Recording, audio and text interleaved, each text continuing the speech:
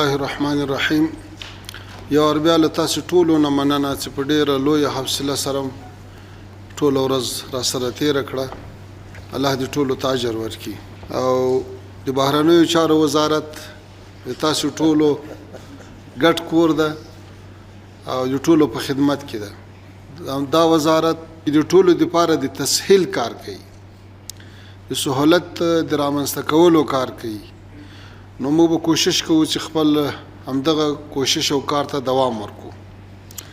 داسې ټولو طرفونو په ډېره حوصله‌مندۍ سره په دومره اوږده غونډه کې شرکت وکړو. دا د دې څرګندونه کوي چې طرفونه دې ته ژمن دي چې څنګه خپلو مسؤلیتونو ته ښه رسیدګي وکړي او ولسونو ته ښه خدمت وکړي.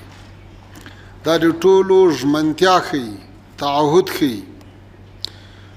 موږ تاسو که ټول واقعا کار وکړو ډېر څه کولی شو، که بهانې وکړو هېڅ هم نشو کولی. که یو په بل الزام ولګوو، یو په بل انتقادونه وکړو، یو بل ملامت کو، تر دې به دا ښه وي چې یو له بل سره همکار سو، یو له بل سره کار وکړو. یو دوم، که چیرې موږ کار کوو نو د کار اصول دا دي چې یو کار به په بل کار پورې نه تړي، بشري مرستې به په سیاست پورې نه تړي. هره برخه به خپل کار په خپل ځای کې کوي، بیا دا کار په مخه تلای شي. او که موږ دا ټول مسایل راواخو او په یوه خبره پورې غوټه کړو نو که هر چېرته یو منفي نقطه پیدا شو بیا به ټول کار ولاړي. داسې باید ونه کړو. بل دا کاري ګروپونو اړوند د ادارو ترمنځ باید نور هم همغږي رامنځته شي او یو له بل سره د دوامداره تماس له لارې خپل پلانونه شریکي، ګډه همکاري وکړي. بیا کولی شو چې د نن ورځې له مجالسو نه ښه نتیجه ترلاسه کړو. د تخنیکي کچې ناستې باید هڅه وکړي چې وخت په وخت را پیدا کېدونکې ستونزې په خپل وخت سره حل کړي. او که چېرته مشکل غټېږي بیا په عاجل ډول له خپلو مشرانو مشرتابه سره په تماس کې شي، خو خبره د جنجال خبره زندنۍ نه کړي او یو د بل د ملامتولو دپاره یې ونه کاروي. بله مهمه خبره دا ده چې کوشش وشي، لکه اوس چې هم کوشش روان ده چې له بشري مرستو نه موږ تاسې ولاړ شو پرمختیایي برخې ته او بالاخره پرمختیایي بودیجه لاسته راوړو، پرمختیایي کارونه وکړو چې ولس هم په خپلو پښو ودرېږي او د هغوی دوامداره چاره وشي، دوامداره مشکل حل شي.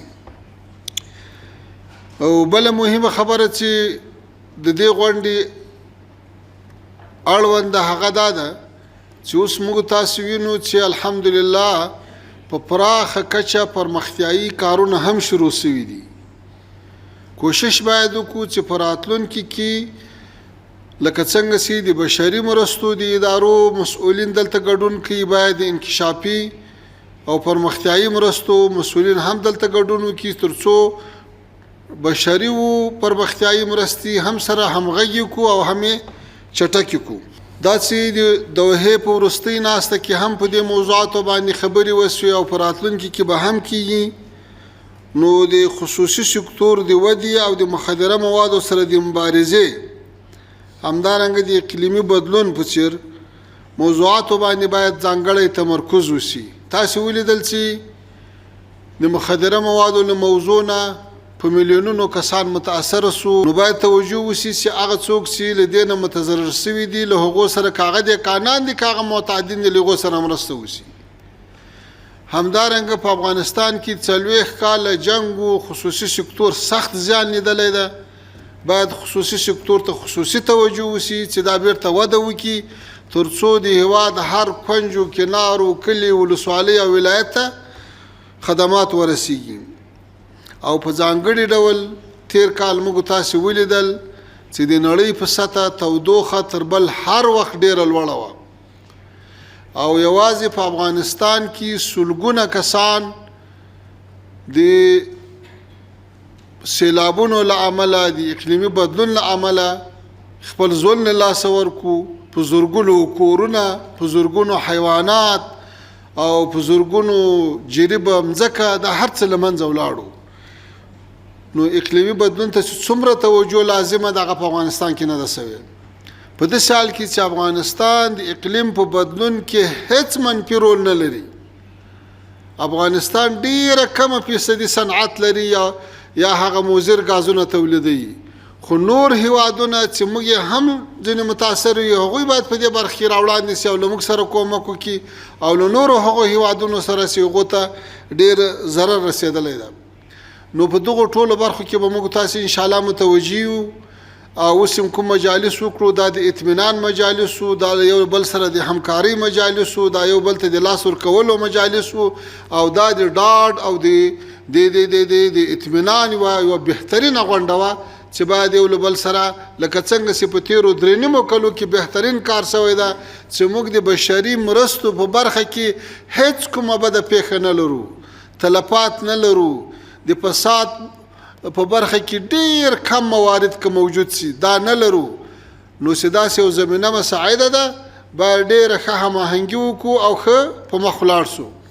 په اخر کې وار بیا هم مننه کوم او که د تاسې په خدمت کې د بهرنیو چارو وزارت د کارکوونکو لخوا څه سستي سوي بخښنه کوئ. هر کلم خدای راوله. الله تعالی دې موږ تاسې همیشه په خوشحالۍ سره یو ځای کړي.